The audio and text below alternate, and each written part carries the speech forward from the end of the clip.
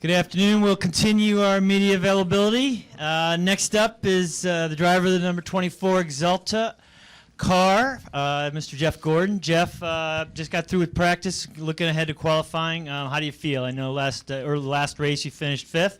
What do you think you're going to need to do to stay in the top 4 and go on to Miami? First of all, I think we need to build a little bit bigger media center. Get on the media side right here from the beginning. No more questions. Yeah, you know, we did have a good run here earlier in the year. We had a good test here a couple weeks ago. You know, track was certainly challenging today. You know, we had what I felt like was a lot of confidence coming out of that test, and in practice today, the track was reacting different than what we expected. So it's not going to be easy. This team doesn't seem to like to do anything the easy way, but we're certainly highly motivated and excited about our chances, and you know, nobody is better at being able to finish out a race weekend, you know, like our guys. So I'm looking forward to it. It was certainly a good motivating factor for us to have that solid run here earlier in the year, because ever since the repave, we've struggled a little bit. Thanks, Jeff. We'll start with Jenna, go to Jeff, and then to Claire B. Jennifer AP, first, are you sick, or is it the excellent PIR audio system? No, it's not the audio system. That seems to be working perfectly. No, I was kind of fighting a sinus infection last week, and it's just kind of continued and lingered on. Thank you for caring. Yeah, you got it. So, looking back to last week, the after the race incident, does that escalate the way it does if Harvick doesn't help you out there? Well, it escalates because, you know, Brad didn't want to, you know, face the situation. You know, as pit crew guys, we're kind of in the middle of that, and you know, the thing that I feel terrible about is getting my guys involved with it, and I feel like if we could have just had a face-to-face, there would have been no incident, you know. But you can't. Kevin played a role. There's no doubt about that. No doubt about that. I didn't realize who it was at the time. I thought it was him, but it wasn't until I went back and saw it later on video and got a good chuckle out of that one that I realized, you know, what that happened. So certainly it played a role. You know, let me address this. I think there's a little bit of misunderstanding. I have no issue with a guy being aggressive and making a bold move. If you win the race and the guy that you slam finishes 3rd or 4th or something, I'll be the first one to stand up and say that was awesome, that's a great move. But when you don't win the race and you ruin the person's day, then there are consequences that you're going to have to deal with. And you know, how you handle yourself after that is a part of that. And to me, if you're going to compare to the greats of this sport that have been aggressive over the years, you also have to compare how they handle themselves in those situations afterwards. And you know, the ones that I've had to deal with on that, they know how to not make enemies. They might not have a lot of friends out there, but they also don't have a lot of enemies. And if they do, they seem to find a way to patch that up fairly quickly. And just real quick, how much does it hurt the 24 team to have 3 guys suspended and not here for the rest of the season? Yeah, it didn't help. It didn't help. You know, in some ways, it's highly motivating because you know, those guys are as passionate about what we've had this year as a team, and the good things that have worked for us as you know, all of us are. We're just and they're, you know, sending me text messages, go get, you know, this thing done this weekend, and you know, do this for us. Those guys were there to protect me. I believe 100% that they weren't there to fight. They weren't there to go after a driver. They were there to make sure I was safe. And for that, I really, that's the only regret I have, is that it got them involved and got them in this situation to be suspended. So, it's gonna affect us, because it is a change, and you want those guys in there. They're the best, and that's why they're in that position. So, it's gonna make us have to step up our game. Okay, let's go to Jeff, Claire B, and then back to Bob. Jeff Clark from USA Today. Obviously, you're still mad about what happened. So, how do you race Brad going forward? There's obviously 2 huge races left. Yeah, I'm not mad about it. I'm ready to move on and focus on Phoenix. I race people the way they race me, and so if I'm in a situation that I feel like I can make a bold move that I think is going to help me win the race, and he stands in the way, then I'm going to do the same thing that he did to me last week. So it's and the difference is if the same results happen, how I'm going to deal with it afterwards, and face him on that. So my goal is to make sure that we have the fastest race car that we possibly can in qualifying and practice in the race to go out there and win this race. That's our goal. And that I can't think about what may happen, what might not happen, how I'm going to approach each restart and all that stuff. You just don't know. But I also know that the way I've raced over the years that have gotten me here is that balance between aggressiveness and patience, and feeling like when it's worth taking the risk and when it's not worth it. But I understand you're saying that, but it was just here a couple years ago with the whole Boyer thing, and you. That wasn't racing. That wasn't racing. There's a big difference between racing side by side, going for an opportunity. That was something that spilled over from being taken out of a race in Martinsville, contact being made after that, and an incident that happened here that caused me to lose it. And listen, I regret that too.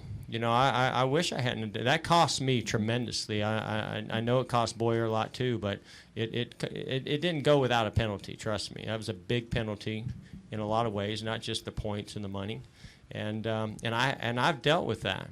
I've dealt with it with Clinton, and I've dealt with it with the penalties and fines. Let's go to Claire B, and then Bob, and then Alan. Claire B. Lang, Sirius XM NASCAR Radio. Do you feel at some point you're going to have to talk to Brad? You'll see him at the driver intros in a truck, that you still have things you want to say to him? If it works out, it works out. I'm not going to go search him out to talk to him. So I don't have any plans to do that. Also, do you think you would have left a smaller hole for him looking back? It's very easy for drivers of the past and of the current to look at it and then analyze it after when they're Sure. not in the moment. Do you look back and see anything different you would have done? And beyond that, do you think crew members should not be out on pit road after? Well, I look at every situation what I could do to do a better job, no matter, even if we won the race. I look to see what we could do to be better. I would have liked to have gotten a little bit better restart. No doubt about that. The thing is, Brad did an excellent job on that restart, getting behind Jimmy and pushing him and getting that run. I spun the tires a little bit, but not really that bad. I didn't get a terrible restart, but because I didn't have somebody pushing me, our line just didn't go as good as that inside lane. And in that situation, Jimmy is hedging to make sure that Brad didn't take him 3 wide on the inside. So that gap kind of opened up because my focus is on getting a good run through the top of 1 and 2 and trying to get by Jimmy like I did the run before that. Never imagined somebody would actually think that that's a realistic move to do that. Was there a big enough gap? Yeah, for a very split second. Did I think it was worth doing that? No, I wouldn't have done it, but because I think I would have known what the results were going to be, which is pretty much what they were. The crew members, there's nothing wrong with crew members being out there, but I think that what their role is in that kind of situation is I think it just needs to be back off and let the drivers handle it. Let them handle that situation, not to get involved. Okay, let's go to Bob, Alan, and then down here to Lewis. Bob Hocker, Sporting News. Does your tire go flat and you spin if the side skirts aren't flared out? I mean, is that the reason? Love you, Bob. I love you, Bob.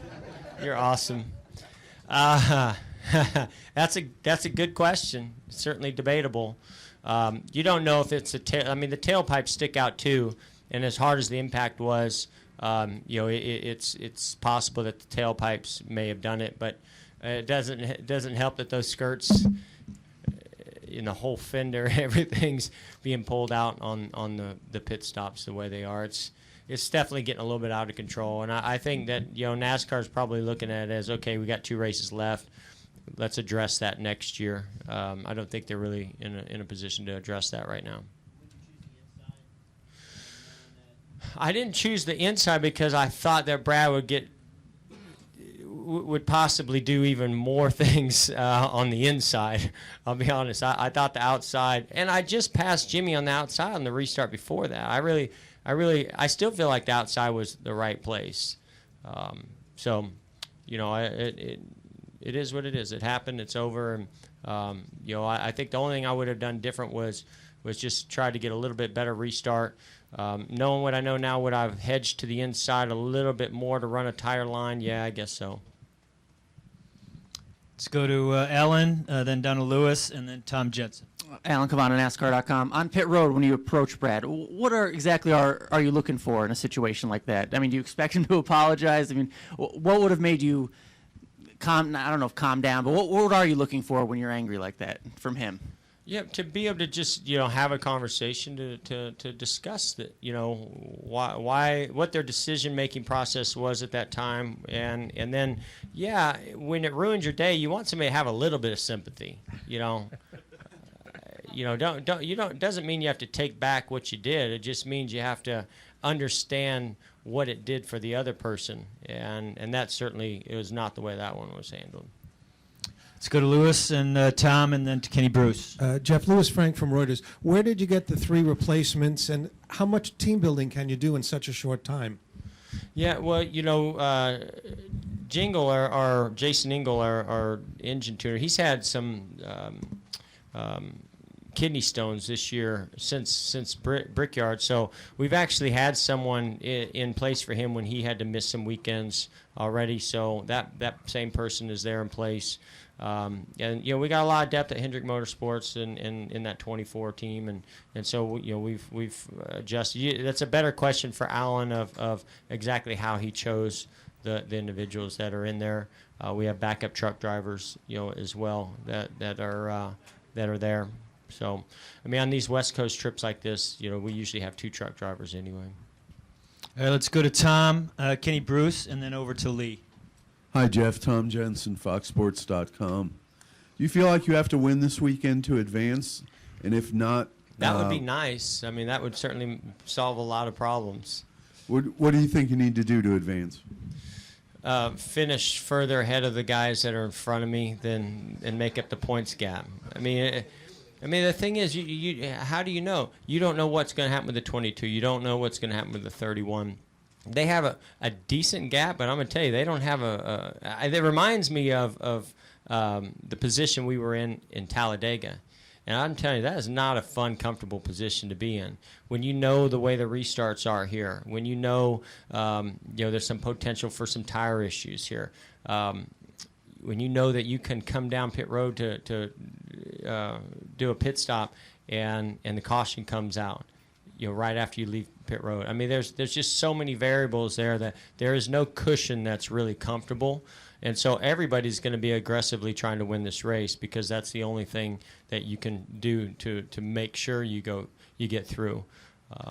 And that's our goal. Over here to Kenny Bruce, and then to Lee, and then let's go to Al Pierce. Kenny Bruce with NASCAR.com. Jeff, you mentioned earlier, you're talking about some of the greats before that had been aggressive on the racetrack and how they handled it. Is there a specific example that stands out in your mind? Well, I got wrecked a couple times by Dale Earnhardt Sr., and I can tell you the first thing that he did was, try to, put his arm around you and say, "Hey, man, I didn't mean to do that. I really apologize." And while you didn't necessarily believe him, it had an effect. It did, and so, it did. the interesting thing, there's just some guys you can race like that, some guys you can't race like that, and so that I don't know one specific example. Most of the time with Dale, you thought it was your fault, you caused it, and he was pretty good at doing that too. But if it was his fault, he had a way, usually with a bit of a sense of humor, to sort of ease your concerns. I don't believe that you're out there to try to make friends, but you're not out there to try to make enemies. Nobody needs enemies out there. That doesn't help you win races and championships. Let's go to Lee, Al, and wrap it up with Jim Peltz. Lee, SpencerMotorsport.com. So just to clarify, neither you or Brad has reached out to the other after last Sunday. No. Is this is it something that's we've talked to guys about this and asked them plenty of times whether or not that there is a code, or if there's just some sort of something you give to the other drivers just to, I don't know, show remorse or what have you, but is the current drivers or the recent modern drivers just kind of getting away from that? Is there, Well, I don't believe in the whole texting, thing, calling. I like face-to-face. But there's a period of time that needs to go by before, sometimes you can do face-to-face. But typically I want it to happen immediately, on both sides. And then if that doesn't occur, then, I'd like to wait till the next weekend, when I can see them face to face, or if I run into them somewhere, I don't know. But I'm not one to do the calling and texting. That's just not the way I believe it should be done. Al? I can't speak for what other guys say and do and how they should do it. Yeah, Jeff Al Pierce from Auto Week. A few minutes ago, you mentioned that the incident with Boyer cost you a lot of things, and you mentioned the word points. Are you guys now fairly confident that NASCAR is not going to dock y'all points during the chase? They didn't do anything to Kenseth. They didn't do anything. In other words, nobody's lost points during the chase. You kind of feel like you got a hall pass in that regard? It kind of appears that way. I don't know. I never know what to expect. It seems to change. It doesn't seem to be very consistent. So I have no idea. I don't make those decisions and rules. I just accept them when they come my way. All right, we'll wrap it up with Jim Peltz. Jim Peltz, the LA Times. Jeff, just a footnote on last week. Jimmy earlier today said that if you don't cut the tire, there's probably not a fight. Is that a fair statement in the sense that if you just gotten shoved around a bit on that lap, that maybe that wouldn't have happened? Yeah, absolutely. Just like I said a little bit earlier, if he won the race, I don't cut the tire, I finish third or fourth, I'm gonna be on camera saying that was awesome, great job, But that's not how it happened. That's not how it went down. And when you make those kinds of choices and decisions, you have to sometimes weigh out the consequences. All right, thank you, Jeff. Guys. Appreciate it.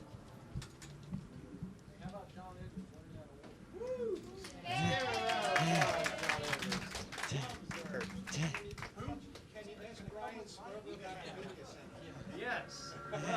He was trying to save you too. If we can keep the interest level this high, we will definitely need a new